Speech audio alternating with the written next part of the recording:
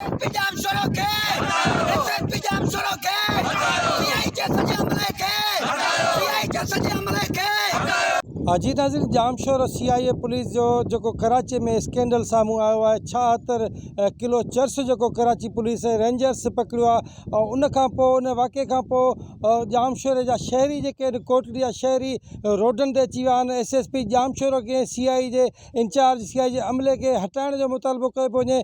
हिन वक़्तु असीं मौजूदु आहियूं जाम शोर प्रेस क्लब ते, जिते कोटड़ी ऐं जाम शोर जे शहर सियासी कारकुननि सिंध तरक़ी पसंद पार्टी पारां जाम शोर सिंध तरक़ी पसंद पार्टी पारां एहतिजाजी मुज़ाहिरो कयो वियो आहे। हिननि जो SSP जाम शोर जे ख़िलाफ़ु सख़्तु नारेबाज़ी कई पई वञे। CI जे अमले खे हटाइण जो मुतालबो कयो पियो वञे। हिते मौजूदु अॻुवाणनि जेका नारेबाज़ी कई आहे उन में SSP जाम शोर जे मथां केस दाख़िल करे उनखे गिरफ़्तार करण जो पिणु मुतालबो कयो आहे। हिते मौजूदु अॻुवाणनि कारकुननि सां वधीक ॻाल्हि ॿोल था करियूं, उन जो छा चवणु आहे?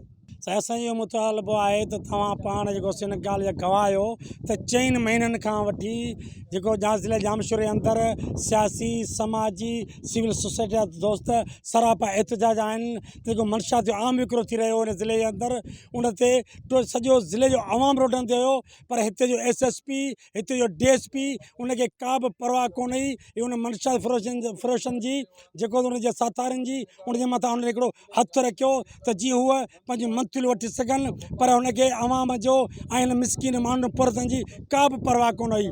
असांजो इहो ई मुतालबो आहे त जेको हीअ जाम शोर SSP जावेद बलोच आहे, हीअ पाण मंशात फ़रोशन सां उन सां मुलवस आहे।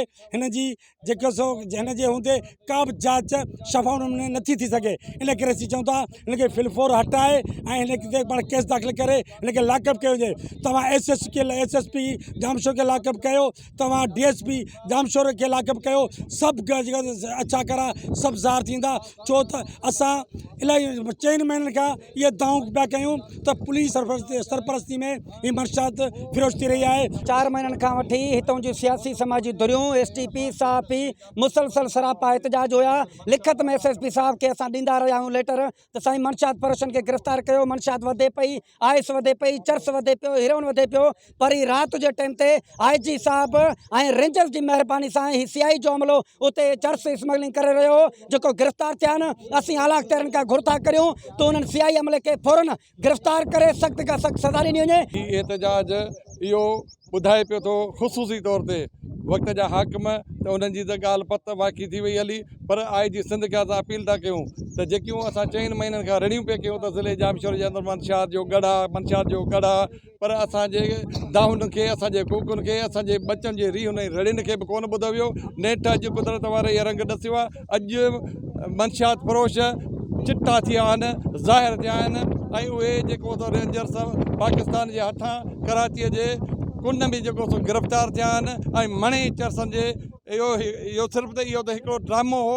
हीअ अलाए केतिरो माना कारोबार हिननि कयो आहे। हिननि जेको 2004 खां वठी जेका बि मंशात हिते हथु कई वई उहा सभु जेको माल गनीमत सम्झी करे सरकारी ख़ज़ाने जो माल कढी हिननि खपाए छॾियो आहे। हाणे इख़लाक़ी तौर ते ज़िले जाम शोर SSP रहण जो हक़ु कोन्हे को। ऐं IG सिंध खे अपील थो कयां त ख़ुदा हाणे त अखियूं खोलियो ऐं हिननि ज़ालिमनि खे असांजे हिन ज़िले जाम शोर खे सिंध खे जेको आहे मंशात जे ज़हर खां बचाए। STP 4 महीननि खां मुसलसल एहतजाज में आहे। तव्हांखे ख़बर आहे त हर घर जो कम से कम हिकु फ़र्द मंशात वापराए थो। इन ज़ुल्म ख़िलाफ़ ज़हर ख़िलाफ़ 4 महीननि खां इन एहतजाज में STP असांजो आहे जाम शोर ज़िले जा अॻुवान इहो आहे त बिलख़ुसूस ASP बलोच साहब खे हटायो वञे। हाणे असां IG साहब खां इहो मुतालबो था करियूं त महिरबानी करे हीअ SSP जेको आहे इहो को बि तदारक कोन कंदो, इन करे महिरबानी करे हिनखे हाणे हटायो वञे ऐं हिन जाइ ते को ईमानदार ऑफिसर मुक़ररु कयो। पार्टी जे प्लेटफार्म तां ऐं हितां जे जेको सो सियासी समाजी ऐं सहाफ़ी दोस्तनि जे साथ सां गॾु जेके असां तहरीक हलाई मंशियात जे ख़िलाफ़,